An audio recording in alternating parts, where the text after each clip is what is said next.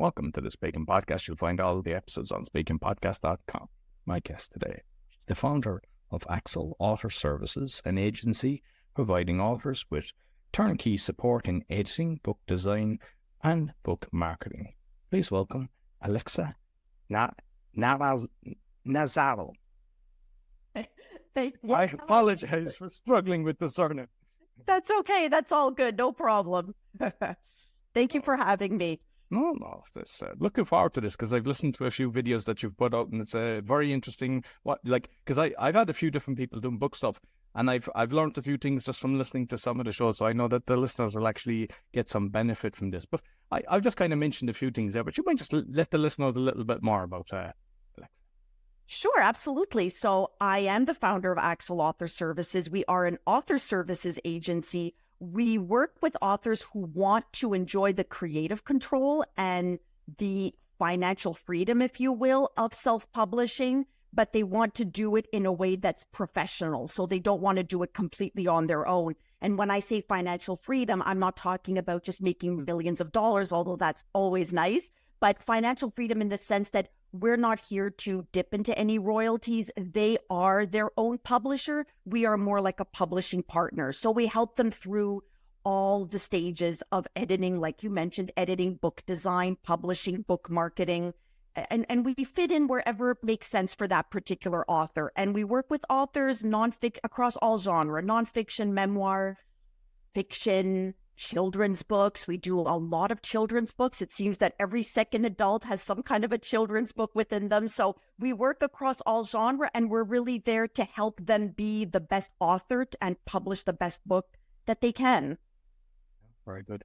So I know that when I was looking at this, the first thing I thought, because unless America spells it different, but like Aaxel, A-X-E-L, and I'm wondering, because in Ireland we used to have the golden pages, which is like the phone book, and it was like you have the two A's, so you become first in the actual thing. Is that the reason behind it? You know what? That's so funny. So my first name's Alexa, and when I was trying to figure out a business name, I just said, I just don't know. Like, I know the author services part. What is going to be that first word? And then I said, you know what? I'm going to take my name and I'll just throw the A from the end and I'll drop it in the middle without any strategy, like you were talking about, alphabetical order, because nowadays I don't know how many people consult the telephone book, the yellow pages as we call them. So I don't know, but it just kind of, when I put it together, I said, oh, that looks cool. That looks sleek, the double A. So that's honestly the only reason. Right. So I'd love to know your thoughts on, like, with the work that you're doing and dealing with different authors. AI seems to be a big thing, and I know a lot of people are writing books through the AI. Do the authors need to be worried about this? Well, first of all, our first thing with AI is we don't negate its importance. It can really help a lot in many, many different facets. I mean, even things like writing your book synopsis or coming up with certain ideas for your stories. I don't think there's anything wrong with using AI, but I still really feel, and maybe this is because I'm a writer first and foremost, but there is something about the integrity of the art itself. So just from a pure value standpoint, I really don't support people just producing AI. And authors have to be really careful because KDP, especially Kindle Direct Publishing, they are being quite vigilant about pulling down books that are AI generated. This is why they also are starting to place limits on how many titles you can set up per day and whatnot. They're becoming very vigilant. I have heard of authors who have AI produced audiobooks that were pulled off of Amazon. So you need to be careful because Amazon in particular is a lot smarter than we might think. So I don't think there's anything wrong with borrowing from using AI for certain things, but I have yet to work with an author who says, hey, I've written my book using AI and we're ready to publish. Now it doesn't work that way with us, but maybe that's just, I think it's like a synergy. I think it's about who you attract, really. So with Amazon, I believe they're probably the biggest boys in the field. I have seen, not just with books, but I've seen with products that basically, if somebody was selling a certain product, they went, ooh, we'll have a piece of that. And they chuck your man down to the 5th page and he loses his income overnight where he could have been making $500,000 a year. So that shows the sliminess of them. With me, I just done the planner. I had a book, but I didn't publish it yet, but I had the planner, and I've done it in the different languages. Everything was the exact same. I had somebody else doing it with me, a girl that was working with me. Right. You have the whole lot set up in the exact same way. And it after you getting it right, the next language, it doesn't accept it, the cover, the book cover and everything. It was like so much time and effort. It wasn't a simple process.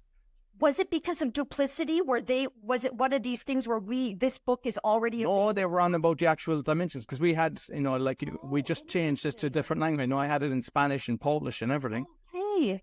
Oh, okay. Well, look, at the end of the day, you can find a million webinars for people on hacking Amazon, and let's figure out the Amazon algorithms. And Amazon, they like to kind of keep a bit of a distance. They're never going to show their full hand. And so you do the best you can. You acknowledge the strength of Amazon. I always tell authors it would be really a mistake to just ignore, because there are authors who say, oh, well, I just don't want to be on Amazon at all. They have an issue with Amazon, and that is fine, but you have to kind of learn how to play the game. So, use Amazon for what it can do. And that is obviously the scope of its readership and its reach.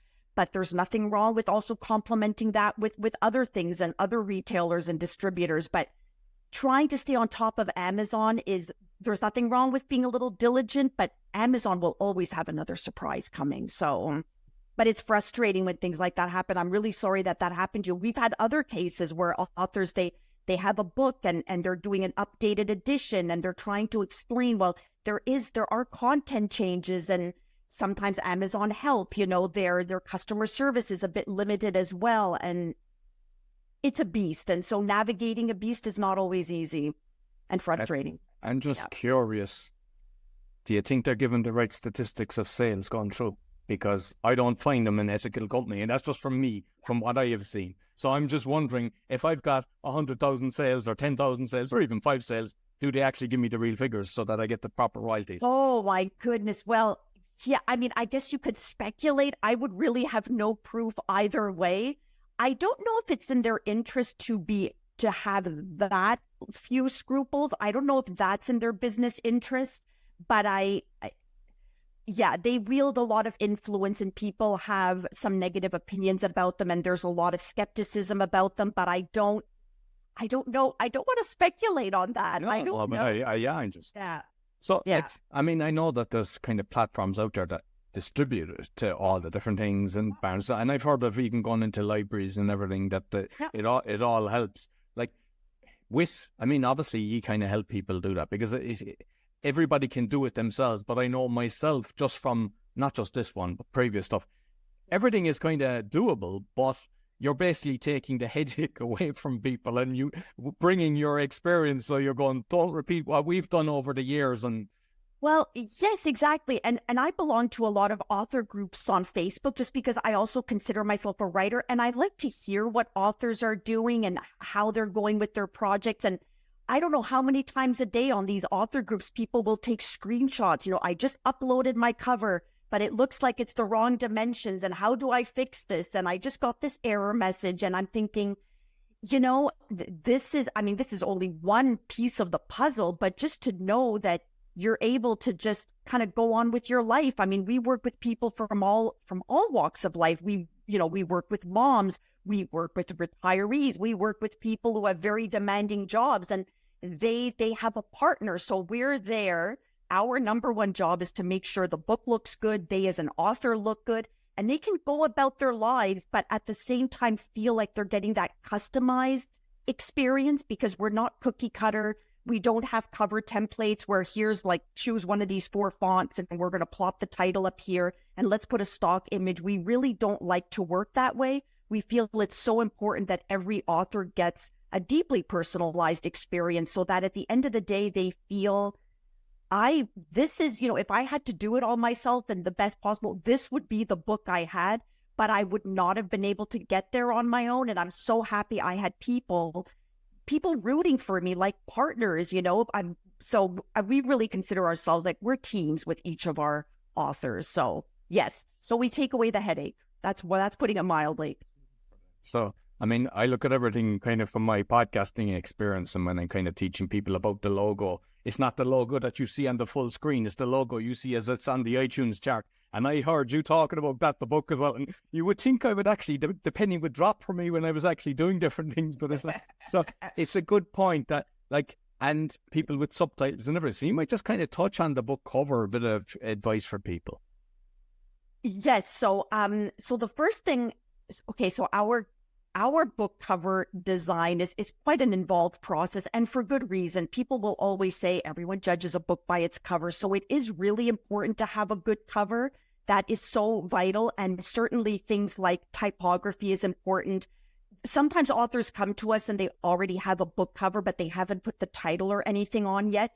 So the artwork was done without thinking about content. Okay, so how are we going to put the title up? Oh, I think we're going to have to blur out a part of your lovely artwork because you didn't think about a title. So one of the things that we do is we always recommend to authors, do a bit of research, figure out what kind of covers you like. And we always have a questionnaire that we send to authors because we really want to get as much information as possible. And so one of those things is what covers are out there that you like. So we always recommend they start with looking at books in their own genre to get an idea of what other authors are doing. But then we also encourage them, to look beyond, because sometimes there might be a particular color that speaks to them, or there might be a particular typography. So we really look at all of those little details.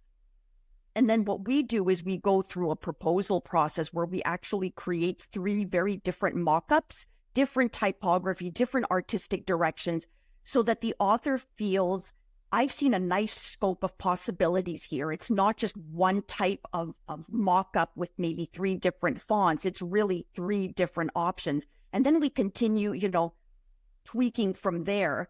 But I would think the number one thing is just don't look amateur. And it's ridiculous that I'm even saying that at the end of 2023, but I am amazed at how many really bad do-it-yourself book covers still get out there. And I think to myself, it's not like 1999 anymore, guys. Like there are even if you don't want to work with us, even if you really want to go full DIY, I mean, there are so many ways you can still get a decent book cover. So do not do something that looks like a Microsoft Word document. Don't get creative with typography, but be sure that people can read it. So yes, you slim down. I mean, everyone always looks at their cover full screen. It looks amazing. I'm seeing all these little details on the background. Well, 9 out of 10 people are going to see those details because all you've got is a thumbnail and all of your marketing assets, certainly on Amazon. So you really shrink whatever you have that you think is so wonderfully detailed and make sure that all of those elements still stand out. Think about typography. Make sure that your subtitle is not too long, because the more content you have on the cover, it might sound obvious, but the more content you have, suddenly the less of a role and the less of a presence artwork even has. So just try to keep things, or if you really have a text-heavy title, then maybe the artwork is really more the font and the typography placement. And then that's more of your artistic concept and not so much. Yeah. And go easy on the stock photos. People who have like one stock photo, okay. But I see covers where people have like just a collage of stock photography and they're not really blended well together. There needs to be some synergy. It needs to all come together nicely on a cover and not just have these very distinct, separate elements. Is there an advantage to having a subtitle rather than just the title of the book? So I would say, particularly for nonfiction, I really think it's so important to have a subtitle. The formula that I always recommend authors do is find a main title that is short and that's relevant to your topic, but that's a little more playful and that's, that sort of attracts attention. And then have your subtitles spell out a little bit more what your book would be about.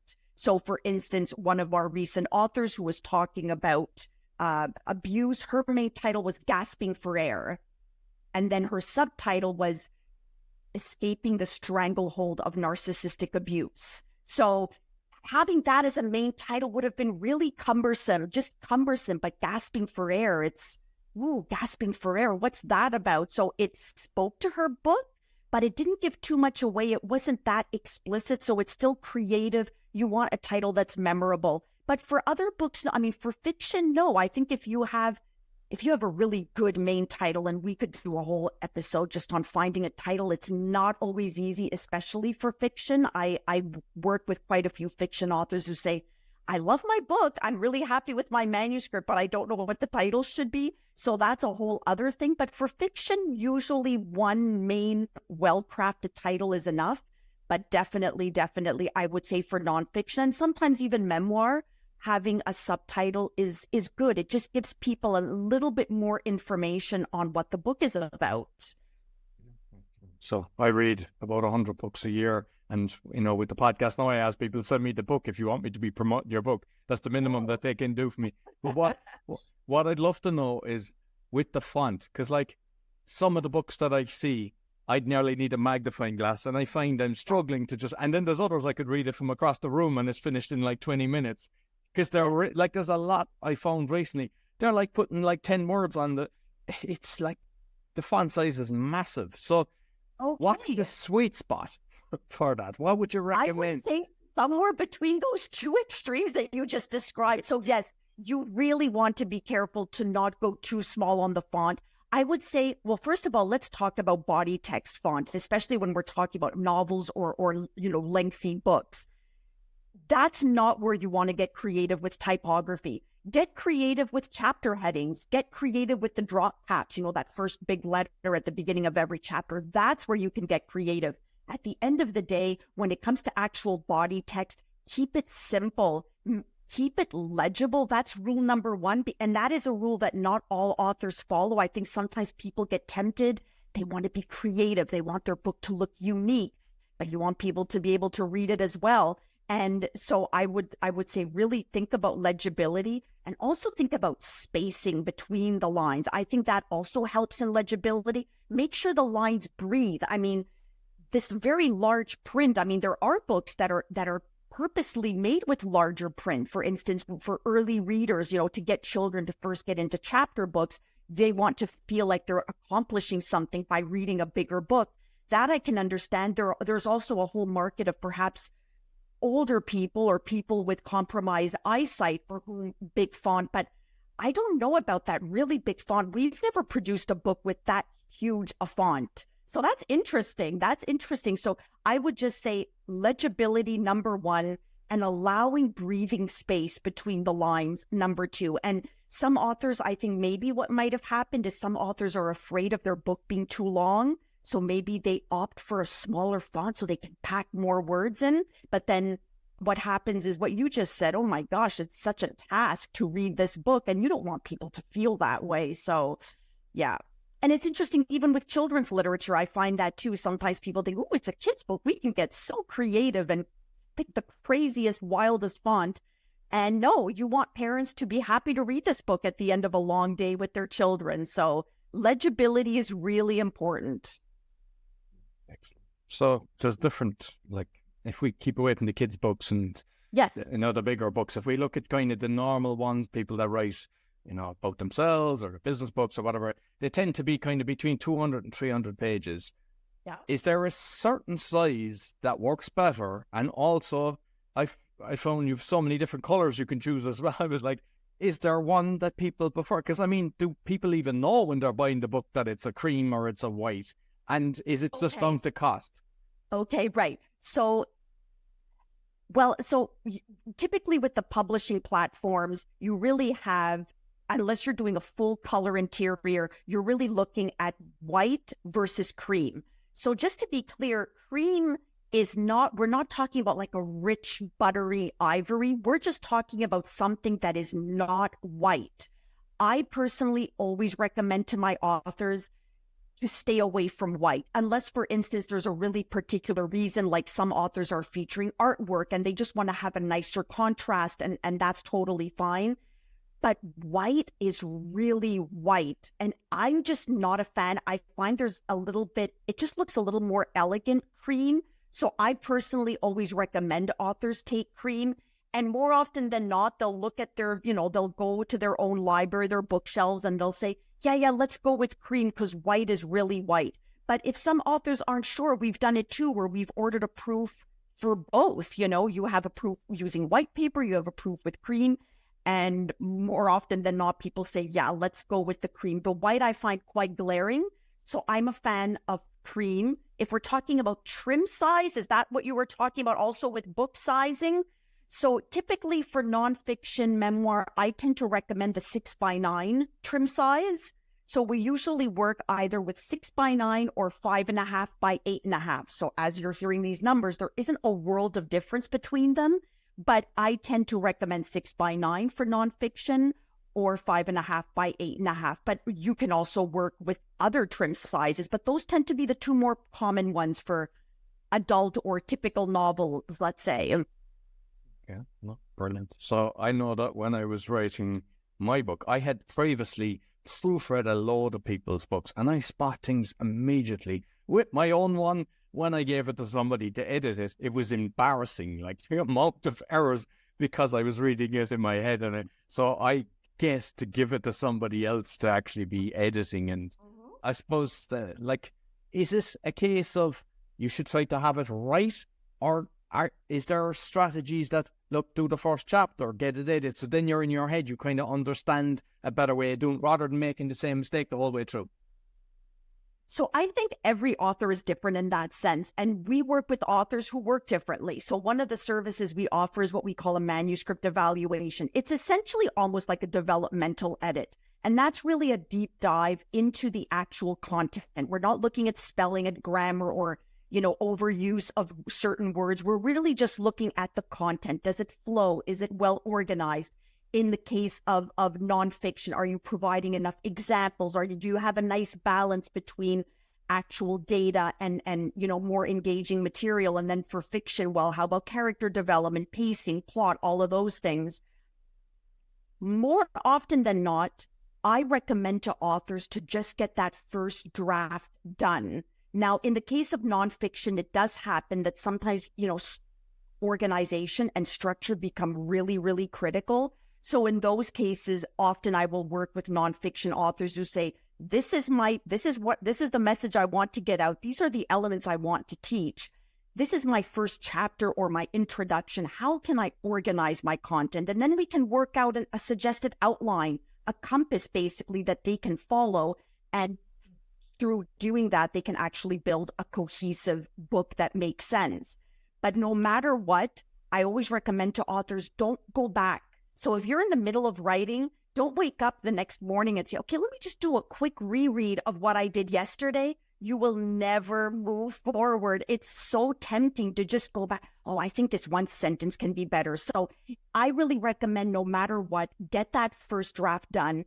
If you do feel, especially if it's your first book, and it's interesting how many people don't realize that writing it's a craft. Like, there are certain rules. There's a certain level of competence you want to achieve. So if writing is really not something you've been doing a lot of, definitely work with an editor, figure out a structure that makes sense. You may find, though, more often than not, that even after having such a structure, you will find yourself going back and saying, on second thought, it makes more sense to have what I had in chapter 3 actually move up to chapter 2. And that's okay too. But once you've actually started, just keep working. Sometimes authors will send me, can you just read this one chapter? This is the beginning. Am I going anywhere? Is this worth something? I was just doing this yesterday, actually. And that's okay. But don't keep doing that with every chapter. I don't recommend it because it can just really paralyze you, and your progress just will be it'll come to a grinding, screeching halt because you're just never going to advance, especially if you're a perfectionist by nature and you're just going to go through every sentence and you want to make sure every sentence is perfect. You'll be at that chapter forever. So, yeah.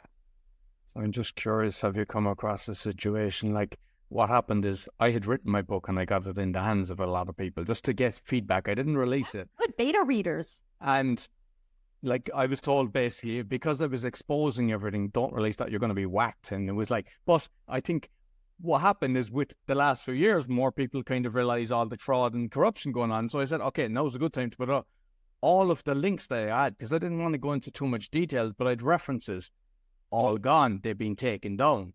Right. In turn, then, I mean, you can use the Wayback Machine, but you're not going to put that on your book. Like, and I'm just wondering, has that happened with other people with you? And is it better never to have it, that you just kind of break it down, that you give enough information rather than giving a reference? Because I found that, for example, if I was exposing a charity, it was good for me to give the reference. Hey, this is the link to prove that I'm not just coming up with this information. But then it disappears, and it's like, yes, that's actually a really good point. I think definitely in certain subjects, I think it's so important to back up what you are saying. So it's important to substantiate claims or theories or whatever you might be presenting in a book. I do think it's important. But yeah, I think it's really important to also keep in mind that things on the web, I mean, websites come and go, and your resources might come and go. So I would argue maybe I haven't had an author actually come back saying, oh my gosh, Alexa, half of my references are just no longer there. So I haven't encountered that, but I do think it's important that you actually have some data. So maybe it's just in the form of a bibliography at the end without necessarily an embedded link that all of a sudden one day, 5 years down the road doesn't go anywhere. But I think it's important for nonfiction to have some kind of a bibliography. It's really important. Oh, and if you want to quote people, make sure that you get the right quote, because it's amazing how many variations of a famous quote are out there. And that happens too. And it's always the good old quotes that we love. But no, I have a feeling that's not quite what that person said, because I know quite a few quotes myself. And so you have to be really diligent and don't just rely on, I don't know, quotes of the day website or something. You have to dig a little bit more, because quotes have changed over time. People take liberties and they drop words and they add other words. So, yeah. I can't remember what it was, but there was one that there was speakers talking about a Yale study. And I had a guest on, and he exposed it that it was a lie. And the amount of people that regurgitated that, it's unreal. And people, just because they've heard it a few times, assume it to be true. You have to be very careful, because if it's 5 years down the line, it's exposed that this was a farce, then it makes you look like everything that very bad. Yes, absolutely. No, you have to be so careful, especially with information online. I think on the one hand, it's so wonderful that we have access to all this information, but really be diligent and don't just assume that everything you read is true. Yeah, you have to really do your homework so that you don't look ridiculous. So the $1 million question, because a lot of people think they'll write a book and they'll become millionaires overnight. Yeah. There's the published route, there's the self-publishing route, and I see you do a hybrid route. Like, I know just from talking to a lot of people, some people from the publishing route, they don't get any upfront money. They get 50 cents per book, sometimes $1 a book, but it's rarely above that. And people think that they're getting 50% of it. And it's like, no, that's not. And then the worst thing, which I found frustrating, is you would think, all right, if you're doing that, you do major marketing for me. And it's like, no, you actually blast it up to your people. And it's like, what's the... I know. So I know you to touch on that kind. Yeah, I know it's really, it is. So there are those three routes. So the problem with the advantages with traditional publishing, if you have some notoriety, if you have become an expert on something that's of high relevance to what, relative to what's going on in the world, the publishing houses will be interested in you because they know that your book will sell. So if you can partner with a traditional publisher and they are very enthusiastic about your work and they feel that it's going to sell, there are definite benefits to be had. The obvious one is just the notoriety of that publisher, their connections. You get traditional distribution, which doesn't just mean having books in a warehouse, but they generally have sales forces that go out there that nurture relationships with book retailers and other types of retailers.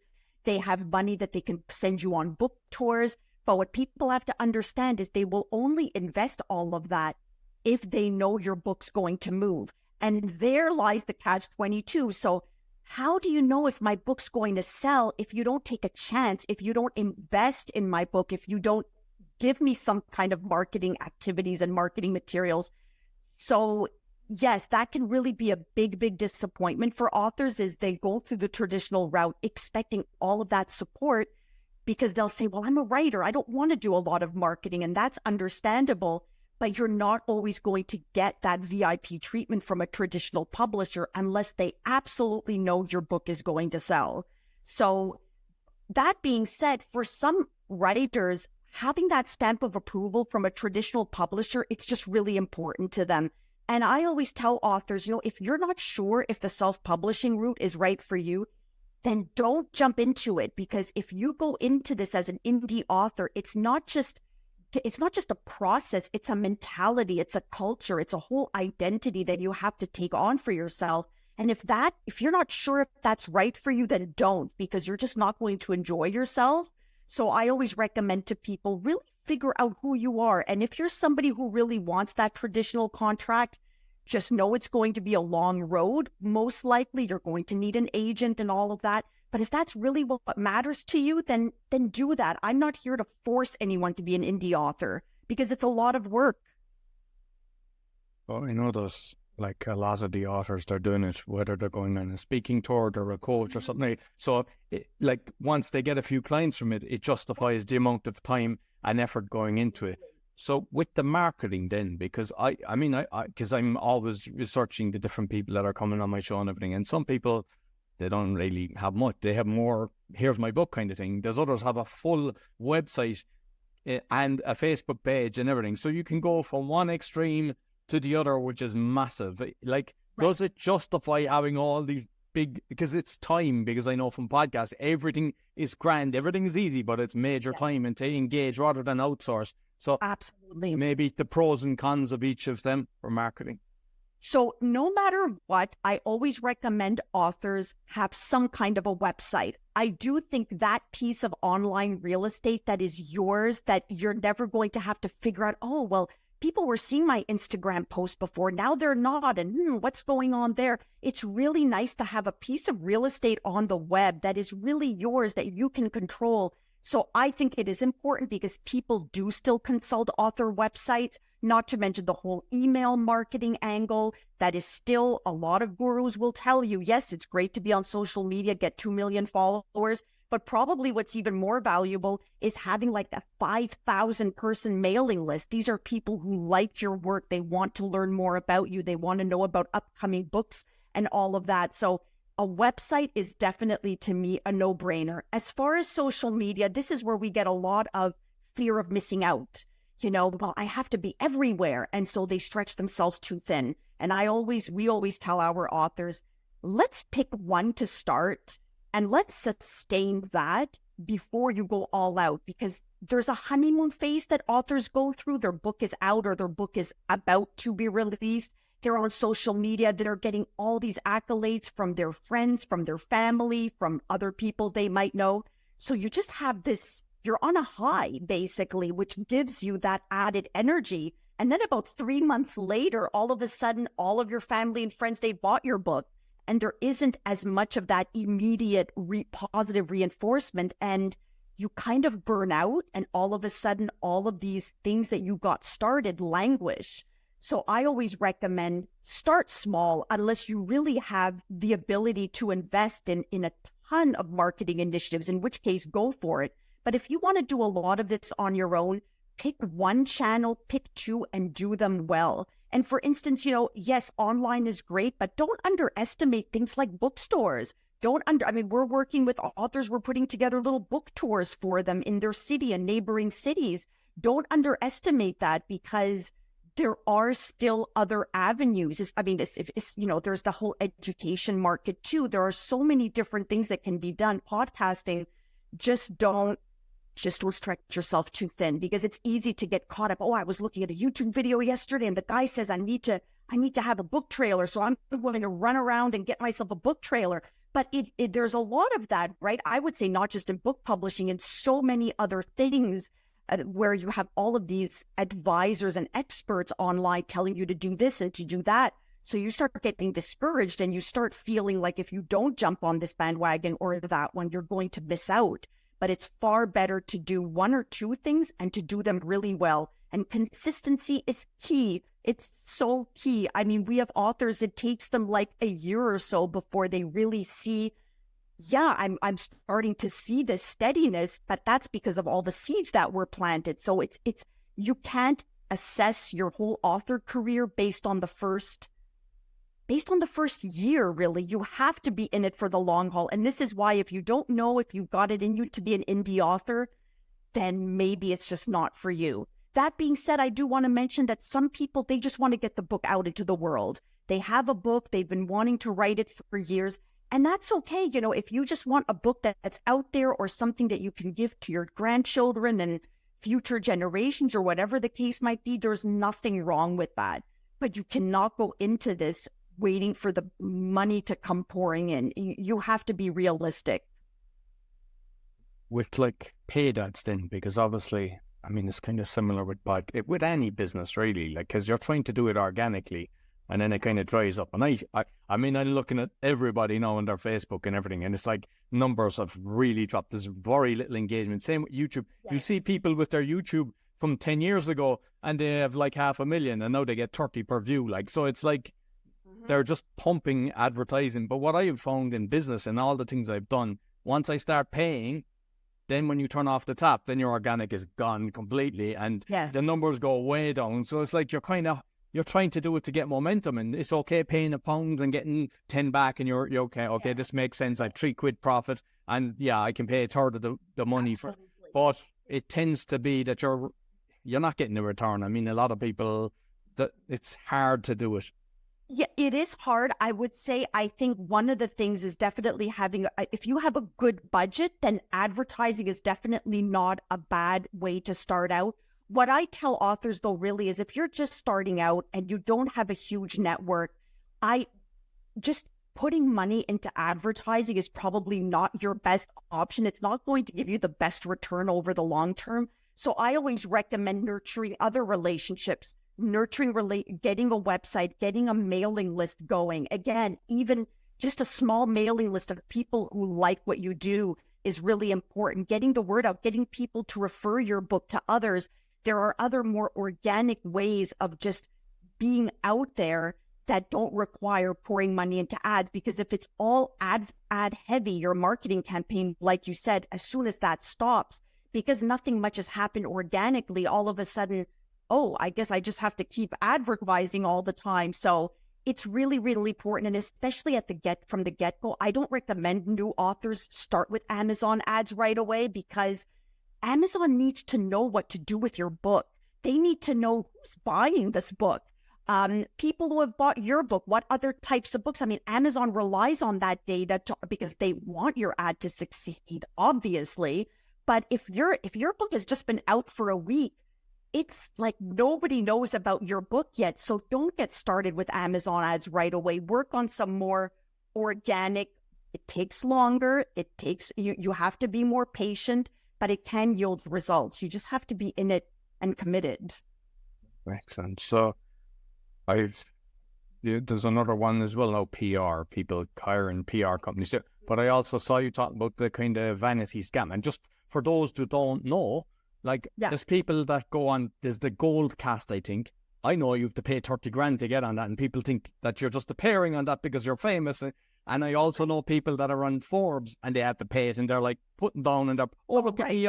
So when you have the likes of Forbes and these guys doing it, I think loads of them do it. So there's obviously fake ones coming out and they're going, hey, come here, we'll put your book as being the book of the month and all this. And it's probably legitimate PR. So I'd like you to kind of touch on that one.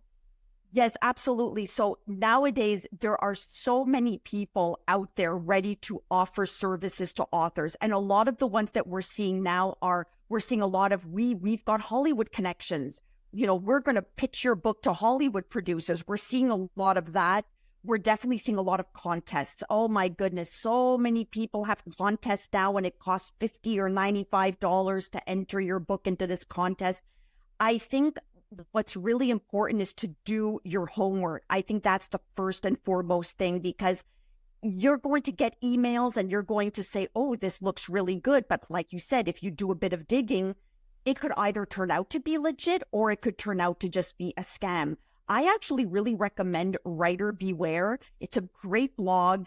It's all about highlighting scams, really. So what she does is she's the recipient of all these pitches and whatever, and she'll put them all out there. No, avoid this, avoid that, and it's so it's so much easier to scam people nowadays because you can get a website, you can claim that your address is somewhere in California or whatever, but really the whole thing's being operated from God knows where. So it's harder, but it's that much more important to really know what you're getting into. And unfortunately, with a lot of new authors, look, authors just want their books to stand out. It's completely natural, but just be aware that there are people ready to exploit that enthusiasm you have for your own work.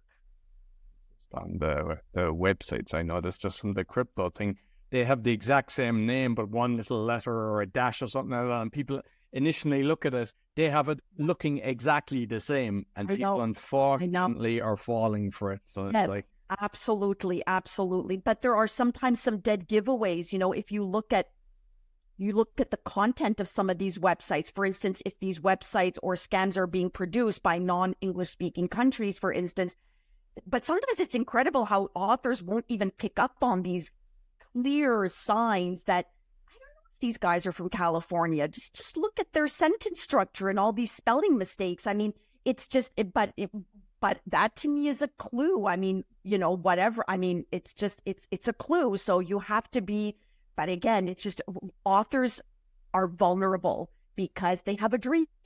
And anyone who has a dream is vulnerable, and that's just the way it is. So just be very diligent. Finally, the book launch. I have seen so many different ways this is done.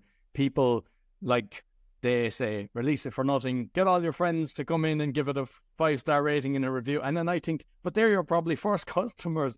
And I've heard of people getting bestseller status, but that's the end of it. It just disappears. And there's others that kind of do, you know, the collection of people. They get 10 people to 30 people to write the book. Yes. They're basically tapping into them. But I know people, they're charging people $3,000 per person to just write the article. Then they're using their mailing list. And it's like so scummy the way they're doing these things. But I'm just wondering, with somebody genuine who deserves to get their message out, what's the best way to launch?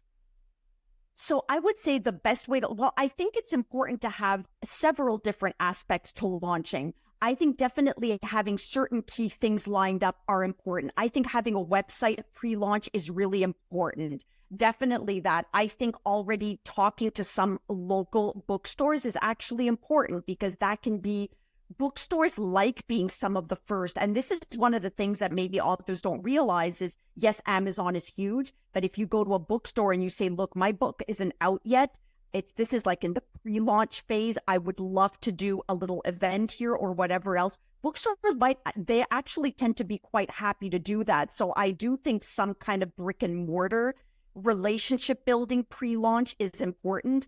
Definitely getting a street team together, people who are genuinely enthusiastic about your work. I think that's always good. Getting some of these people to start sharing your book on social media, not necessarily having to pay them a couple of grand each. I think this is where if you can get a nice group of people who genuinely like your work and you build a relationship with them, that's certainly not bad in starting to get the word out. As far as the bestseller status, so we do run Amazon bestseller campaigns, but we're always very honest with people. This is not what's going to get you to have consistent sales. The reason we like Amazon bestseller campaigns is because by dropping your ebook price for a couple of days, you are going to get people to pick it up. And those people, all you need are a few people there who genuinely like the book to start talking to other people, because ultimately that's how it works, right? It's ultimately word of mouth. When you think about any book that you've picked up, it's probably because someone has told you, this is just an incredible book. You have to read this book. So having one of those bestseller campaigns is valuable only insofar as just getting a nice concentration of people to know about your book. But even there, you have to remember, people will pick up your book free, even free for book reviews. I don't know. I still have books on my bookshelf that I haven't read yet, that it's been a few months. So you have to take that into account. So sometimes people will say, okay, we did a really good bestseller campaign. We got thousands of downloads, but you have to give people some time to actually get to your book. So at the end of the day, there's no quick fix. The other thing I like to tell indie authors is just even if you missed one of those elements and you didn't have the best book launch, you can always make up for it. That's one of the nice things about being an indie author is there's so much more flexibility. You don't have just that 90-day window after which the publisher will say, well, I guess nothing much happened with this. Let's move on to the next author. You don't have that. You can reinvent yourself always. You can revive a backlist, older books that you've done that maybe didn't have the best launch. So you don't have to get it all right the first time from right out of the gate. You can incorporate things as you go and as you learn. So that's a nice flexibility. That's the nice flexible thing about being an indie author is just having that control. Alexa, you've given incredible value today. So I know that people will realize that your business will be able to help them if they're interested. So what's the best way that they can find you? So they can certainly go to our website, www.AxelAuthorServices.com, and that's Aaxel, AAXEL, authorservices.com. They can also just email me. I love getting emails from authors. So my email address is Alexa, ALEXA, at AxelAuthorServices.com. Those are really the two best places to reach us. And make sure I put the links both in the audio and the video. Thank you very much. Right. Thank you so much, Roy. Thank you. So that's all for the Speaking Podcast. Make sure to give us a thumbs up, 5-star rating, and you find all the episodes at speakingpodcast.com. Take care. So I hope you enjoyed this week's episode. As mentioned at the start, you'll find my 6 podcasts on bio.link/podcaster. And also, if you'd like to start a podcast or do a podcasting tour, you'll find the information on that or on the QR code that's there. Be sure to give us a thumbs up, 5-star rating, and share with your friends because it really helps. Until next week, take care.